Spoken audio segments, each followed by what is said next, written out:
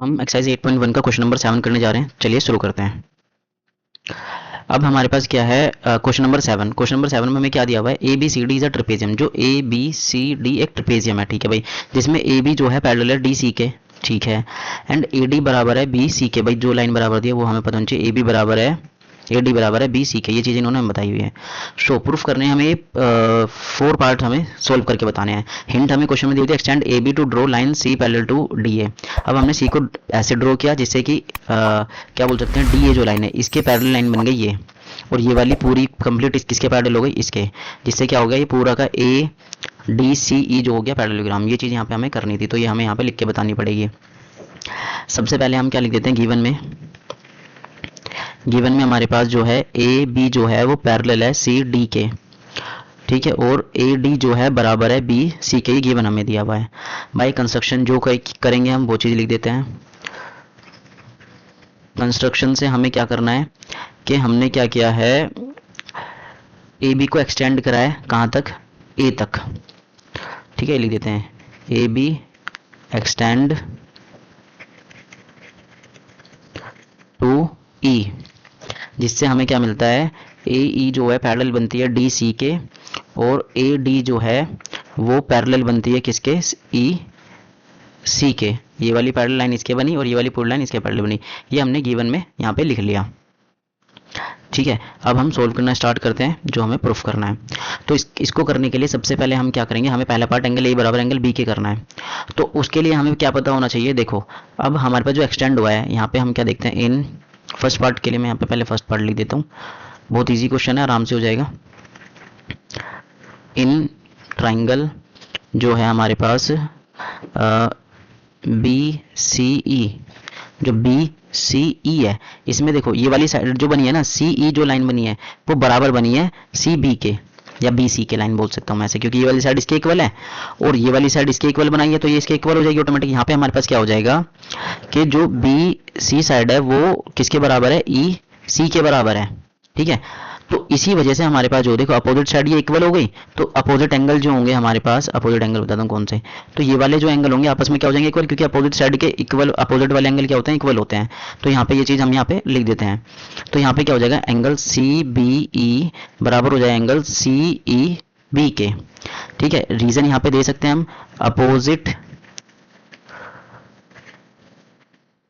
Angles of equal opposite side, equal opposite side, ये यहाँ पे मैंने यहाँ पे रीजन दे दिया, ठीक है। ये आपस में इक्वल हो गया, इसका इक्वेशन नंबर हम 1 डाल देते हैं, ये इक्वेशन नंबर 1 हो गई हमारे पास। फिर हमने देखा कि भाई जब हमने ये ऐसे यहाँ पे पैरेलल बनाया था, पैरेलल बनाने से यहाँ पे हमें क्या मिल गया था, तो यहाँ पे क्या हो जाता है, ए ई सी डी जो हो जाता है इज अ पैरेललोग्राम बन गया था, क्योंकि अपोजिट साइड पैरेलल हो गई थी यहाँ पे, तो ये क्या बन गया था, पैरेललोग्राम। तो अब देखो पैरेललोग्राम के जो एडसेंट एंगल होते हैं ना हमारे पास, पैरेललोग्राम के जो एडसेंट एंगल होते हैं वो आपस में उनका सम क्या होता है, वो 180 होता है। जो पैरेललोग्राम के ये वाले जो एंगल होते हैं एडसेंट एंगल, ये वाला और ये वाला, जो हमारे पास angle A plus angle C E B वो बराबर है 180 के। उसका रीज़न ये होता है, angle on the same side of transversal,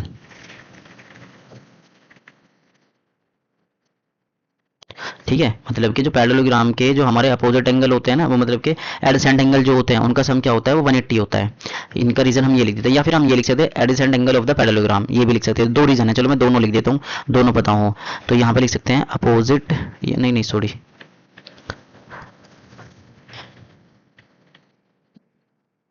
adjacent angle of parallelogram, ये भी लिख सकते थे। दोनों में से कोई भी रीजन लिख सकते हैं, ठीक है। ये हमारे पास इक्वेशन नंबर 2 हो जाती है भाई, इक्वेशन नंबर 2 हो गई हमारे पास। अब ये हमारे पास इक्वेशन नंबर 2 बन जाती है। इसकी हेल्प से हम एंगल बी को, एंगल बी का मतलब है हमें पहले पार्ट में ये वाला एंगल और ये वाला एंगल को हमें इक्वल प्रूफ करना है, तो इनकी हेल्प से हम प्रूफ करेंगे। वो कैसे करेंगे वो चीज़ देखते हैं। अब देखो हमारे पास क्या होता है, जो एंगल है ना सी बी ई, वो plus C B E plus angle C B A, या ए बी सी बोल देता हूँ मैं, एंगल बी लिख देता हूँ मैं यहाँ पे, क्योंकि एंगल बी बोला हुआ है क्वेश्चन में से, एंगल बी इक्वल टू वो भी क्या है 180 है। रीज़न है इसका रीज़न है इसका linear pair of angle, sorry alternate नहीं, लीनियर पेयर ऑफ एंगल, ये यहाँ पे रीज़न है इसका। ठीक है भाई, ये पार्ट यहाँ तक ये रीज़न था, ये अलग हो गया, ये दूसरा पार्ट है। अब इसका सम और इसका सम 180 होता है, उसका रीज़न तुम्हें पता होना चाहिए, मैं बताता हूँ। इसका सम और इसका सम, क्योंकि एक स्ट्रेट लाइन पे दो पेयर बन रहे तो लीनियर पेयर ऑफ एंगल बन गए हमारे पास। ठीक है, तो ये हमारे पास इक्वेशन नंबर थर्ड हो जाती है, इक्वेशन नंबर थर्ड। अगर हम देखें ध्यान से इक्वेशन नंबर 1 2 3, इक्वेशन नंबर 1 2 3 से प्रूफ करेंगे अब हम। फ्रॉम इक्वेशन 1 एंड 1 2 3, 1 2 एंड 3, इससे अगर हम देखें ध्यान से, देखो हमारे पास क्या है, इन दोनों का सम और इन दोनों का सम 180 के इक्वल है, तो इन दोनों को मैं 180 के इक्वल लिख सकता हूँ, आराम से लिख सकता हूँ। ठीक है, 180 के इक्वल नहीं, इन दोनों को आपस में इक्वल ही लिख सकता हूँ बल्कि। तो यहाँ पे मैं क्या कर सकता हूँ, angle A plus angle C E B बराबर एंगल सी बी ई के प्लस एंगल बी, इन दोनों के बराबर है। और दूसरा देखो, ये वाले एंगल जो है आपस में इक्वल है फ्रॉम इक्वेशन 1 से, और ये इसकी जगह मैं क्या लिख सकता हूँ, angle A plus angle C B E लिख सकता हूँ इसकी जगह फ्रॉम इक्वेशन 2 से। एंगल सी बी ई हो गया हमारे पास एंगल बी, इससे ये कैंसिल आउट हो गया, तो एंगल ए बचा इधर और एंगल बी बचा, और ये हमारा पहला पार्ट यहाँ पे प्रूफ हो गया। ठीक है, देखो सबसे पहले हमने क्या करा, ट्राइंगल में हमने अपोजिट साइड इक्वल थी तो अपोजिट एंगल इक्वल हुए। फिर हमने क्या करा, पैरेललोग्राम के जो एडसेंट एंगल होते हैं उनका सम भी 180 होता है, वो लिखा। फिर थर्ड पार्ट में हमने क्या लिखा, थर्ड में क्या लिखा हमने, थर्ड इक्वेशन में कि जो हमारे पास लीनियर पेयर ऑफ एंगल लिखे। फिर इन तीनों इक्वेशन की हेल्प से हमने एंगल ए बराबर कर दिया एंगल बी के। तो यहाँ पे हमारे पास फर्स्ट पार्ट हो जाता है। अब बचता है हमारे पास सेकेंड पार्ट। ठीक है, अब करना है हमें यहाँ पे, तो चलिए हम सेकंड पार्ट करते हैं इसका। इसमें सेकंड पार्ट में हमें क्या करना है, एंगल सी बराबर है एंगल डी के, ये क्वेश्चन में जो हमें दिया हुआ है। ठीक है, ये हमें प्रूव करना है। तो एंगल सी डी के बराबर करना है, उसके लिए हमें क्या करना पड़ेगा, देखो मुझे क्या बताओ, जो पैरेलल लाइन के सेम ट्रांसवर्सल जो होती है, ये जैसे सेम ट्रांसवर्सल है, इसका सम ए का और डी का सम जो 180 होगा, एंगल ए जो है ना प्लस एंगल डी जो है वो 180 के बराबर होगा। उसका रीज़न है एक, इसका रीज़न ये है, ये क्या है, angle on the same transversal, same transversal. ठीक है, इसका ही हम यहाँ पे हमारे पास रीजन हो जाएगा। और ऐसे ही एंगल जो बी है वो भी सी को क्या आएगा, एंगल बी और एंगल सी का सम कितना होगा, वो भी हमारे पास क्या होगा, 180 होगा। तो यहाँ पे लिख सकते हैं angle B plus angle C, वो भी क्या है 180, इसका भी सेम रीजन है। सेम रीजन हो गया, angle on the same transversal या फिर एंगल इन द ट्रांसवर्सल, ऐसे बोल सकते हैं। अब देखो यहाँ पे हमारे पास क्या हो जाएगा, इन दोनों इक्वेशन से यहाँ पे क्या हो जाएगा, जो angle A plus angle D है वो बराबर हो जाएगा। देखो ये भी 180 के इक्वल, ये भी 180 के इक्वल, तो आपस में क्या हो जाएंगे, इक्वल हो जाएंगे। तो यहाँ पे बी प्लस एंगल सी जो है आपस में इक्वल हो जाएगा। अब यहाँ पे मैं एंगल ए की जगह एंगल बी लिख सकता हूँ फ्रॉम इक्वेशन जो हमारा सॉल्यूशन हुआ है। यहाँ पे एंगल ए की जगह मैं क्या लिख सकता हूँ, एंगल बी, यहाँ पे डी एज इट इज रहने देते हैं, और यहाँ पे angle B plus angle C रहने देते हैं। देखो इसकी हेल्प से हमने एंगल ए बराबर बी के, तो ए की जगह मैंने क्या लिख दिया, बी लिख दिया, तो इससे क्या हो गया, कैंसिल आउट हो गया यहाँ पे, क्योंकि सेम वो हो गया एंगल।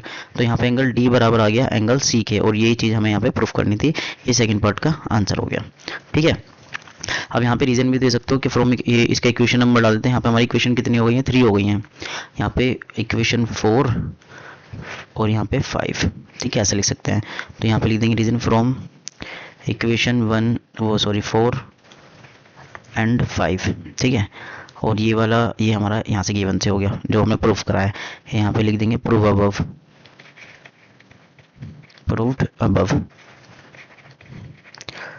ठीक है भाई, ये हमारा यहाँ पे हो जाता है, ये इसका रीज़न हो गया। तो ये थोड़ा स्पेस कम है, थोड़ा इसलिए ऐसे छोटा छोटा लिखना पड़ रहा है, पर यहाँ पे सेकंड पार्ट हो गया कोई इजीली। ठीक है, अब चलते हैं हमारे पास थर्ड पार्ट में। थर्ड पार्ट में हमें क्या बोला हुआ है वो चीज़ें यहाँ पे हम प्रूफ करते हैं।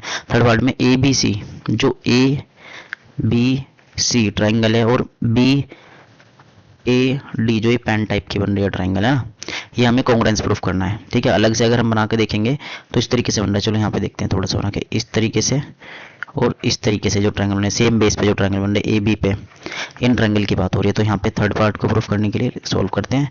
तो लिखते हैं in triangle A B C and triangle B A D, इन दोनों ट्रायंगल में हमें कॉन्ग्रुएंस करने के लिए क्या क्या चीज़ चाहिए, वो चीज़ हमें यहाँ देखनी पड़ेगी। देखो सबसे पहले तो हमारे पास जो साइड है, हमारे पास एंगल नहीं साइड, जो साइड है हमारे पास ए डी वो बराबर है बी और सी के, ये हमें गिवन दी हुई है। ठीक है, इस वाले ट्रायंगल में जो ये वाली साइड है ये बराबर है इसके। ठीक है, ये चीज़ हमें यहाँ पे गिवन दी हुई है। दूसरा हमारे पास क्या है, अब एक एंगल जो एंगल ए है वो बराबर है एंगल बी के, ये हमने प्रूफ करा, ये रहा यहाँ पे प्रूफ करा, इसी में आ रहा है ना। देखो ये वाला एंगल और ये वाला एंगल, ये यहाँ पे देखोगे तो ये वाला एंगल है और ये वाला एंगल है यहाँ पे। ठीक है, ये और ये वाला एंगल, ये प्रूफ करा है हमने ऊपर। अब दूसरी चीज़ क्या है, ए बी, देखो ए बी जो है वो इसमें भी आ रही है और ए बी जो है कॉमन साइड है, कॉमन बेस बोल सकते हैं, कॉमन बेस, बेस है ये दोनों के। तो यहाँ पे क्या हो जाता है, by side angle side rule triangle A B C congruence हो जाता है ट्रायंगल बी ए डी के। ठीक है, ये चीज़ हमारे पास थर्ड पार्ट का यहाँ पे आंसर हो जाता है। ठीक है, इस वाले रूल से तो थर्ड पार्ट भी यहाँ पे हो गया। अब बचता है हमारे पास लास्ट पार्ट, फोर्थ पार्ट। अब फोर्थ पार्ट को करने के लिए हमें क्या करना पड़ेगा, देखो ए सी बराबर है बी डी के प्रूफ करना है। जब हमने ये वाले ट्रायंगल आपस में इक्वल प्रूफ कर दिए हैं तो इनके जो ये वाली कॉरस्पॉन्डिंग साइड होगी ये भी तो आपस में इक्वल होगी ना। तो ये हम लिख सकते हैं जो हमारे पास ए सी है, यहाँ पे फोर्थ पार्ट ए सी है बराबर है वो बी डी के by C P C T, ये हमारा आंसर हो जाता है। ठीक है, इस तरीके से हमारा क्वेश्चन 7 कंप्लीट हो जाता है, ये पूरा क्वेश्चन जो है।